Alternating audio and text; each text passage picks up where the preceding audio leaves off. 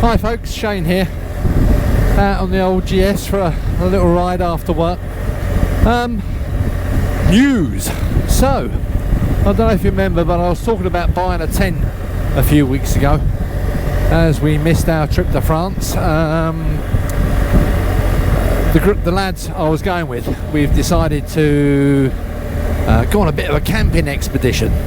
Now, I haven't been camping since 1977, so this is proved to be very interesting. So I bought myself a tent, I bought myself all the associated kit, sleeping bag, sleeping mat, stove, you name it, I bought it.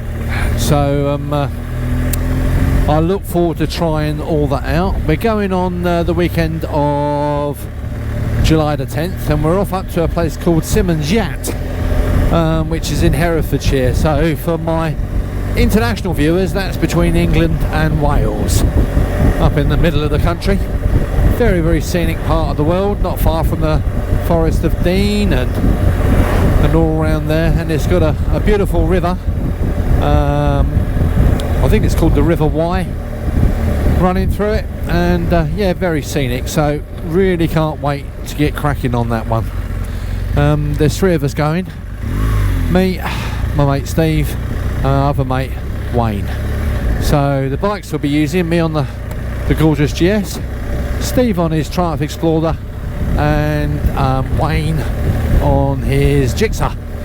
So yeah, happy days. So all this kit I bought. So I'll start off with the tent. I was originally looking at a Vango Amiga 350, which is like a 3.5 person tent, but they were knocking out anywhere between 170 to 230 quid, which I thought was a bit steep really for somebody who's going camping for the first time since 77. So I ended up buying, which appears to be a very good tent, the Outwell Earth 4, and that's a 4 man tent, but when you actually get into it, it's more like a comfy 2-man tent or a very spacious 1-person tent, so I can get all my panniers in and everything else that I need to keep dry in the tent, and still have room to move about. I bought a Vango Trek sleeping mat, self-inflating, and I have to say I've tried it out and it wasn't too bad. It stayed up all night. It's about 2.5 inches thick, maybe 3 inches thick, but because it's got padding in it as well as the air, it is very comfortable for what it costs, shall we say. I bought a Vango sleeping bag. With hindsight, maybe I should have got more of a compression sleeping bag. This one does pack down fairly small, but I believe you can get what go down even smaller. I bought a Trekology pillow, and that is really good. I bought the quad lock so I can keep my iPhone charged. I bought a 26,800 milliamp power bank, and I've tried that out on my old iPhone, so I've got a new one now. I've tried that out on my old iPhone, and that from fully charged, the power bank fully charged will do, I would suggest, about 6 full recharges of the iPhone, and because this one's slightly smaller, I would suggest it might do 6.5, 7 charges, so there's plenty there.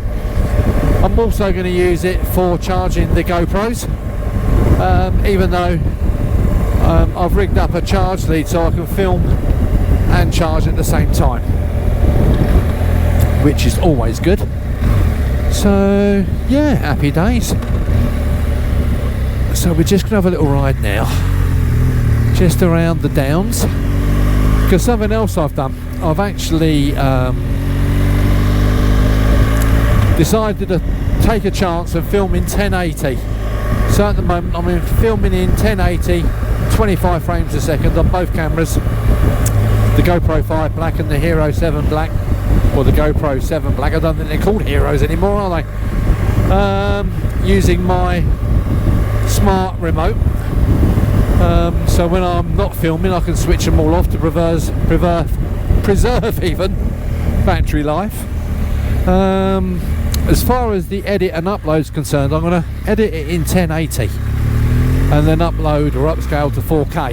Hopefully that'll give a good enough picture to satisfy me, and hopefully if that satisfies me, hopefully it'll satisfy you guys, because normally I film in 4K now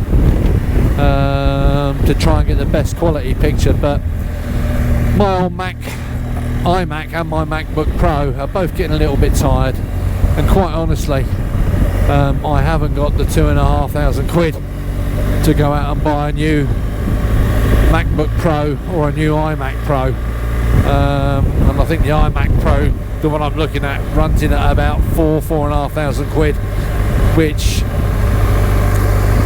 is a bit too steep for my pocket, even though I do use it for editing photographs for biker pics.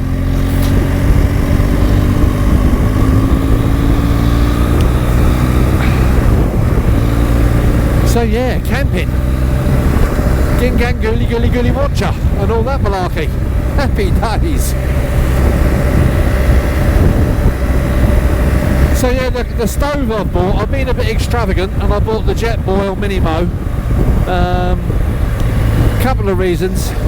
A, it gets fantastic reviews. You can simmer with it when you're cooking. It's all in one, including the pot.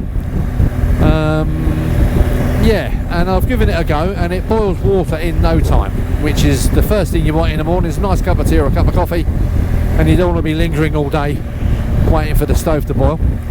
I've also bought a small griddle type frying pan, not so much for doing eggs and bacon and all that malarkey, but without sounding awfully, just to warm up a couple of croissants in the morning for breakfast.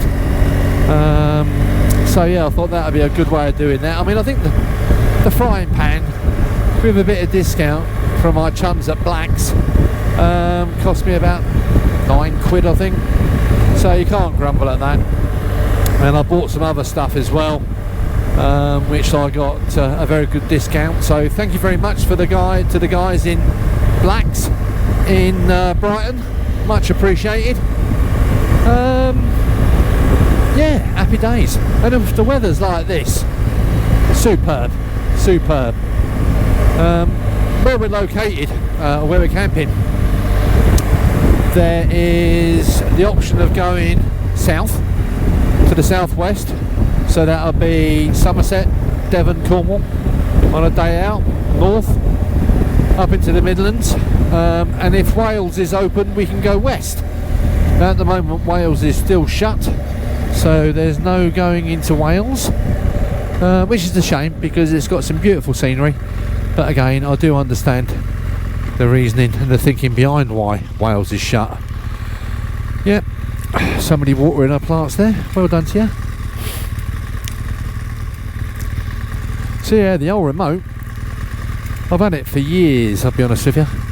I'll tell a lie, I blew one up, I plugged it into the mains to charge up, and unbeknownst to me, you can't do that with these.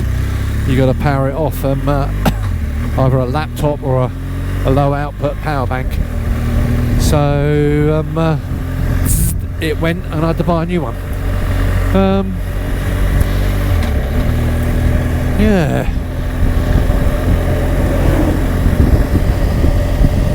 What a beautiful afternoon. It's a shame it's not smell-o-vision, because where they've been cutting the grass you get that beautiful smell of fresh cut grass, and it is a beautiful smell.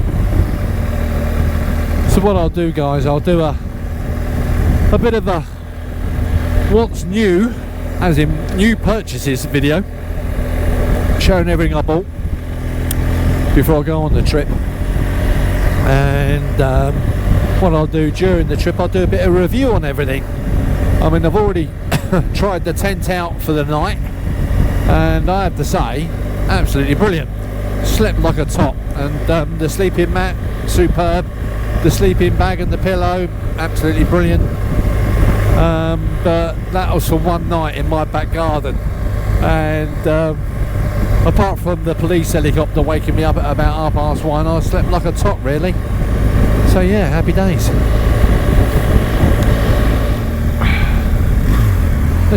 Let's take you down the seafront, I think, on the way home. Just for a giggle. For those of you who live inland, I'm lucky. My house is literally 500 yards from the beach. And I'll be honest with you, when I was a kid, in fact up until up until 97 I lived inland. At the furthest point from any coast in England. And since then I've since about 2012 I think I've lived on the coast, and I couldn't imagine living inland now. I love the sea, I love rivers, I love lakes, I love canals, anything to do with water. I love it. It's so relaxing. Even in the winter, when the wind's blowing a hoolie and the waves are crashing down on our beach, which is pebbles, and it's so noisy but it's so beautiful at the same time. Yeah, a bit like riding a motorbike, noisy and beautiful, good for the soul.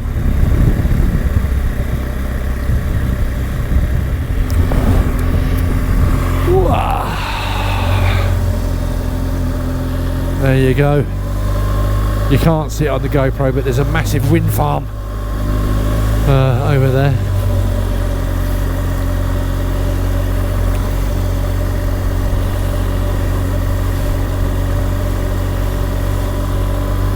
Yeah, so straight ahead is Brighton. It's a bit hazy today.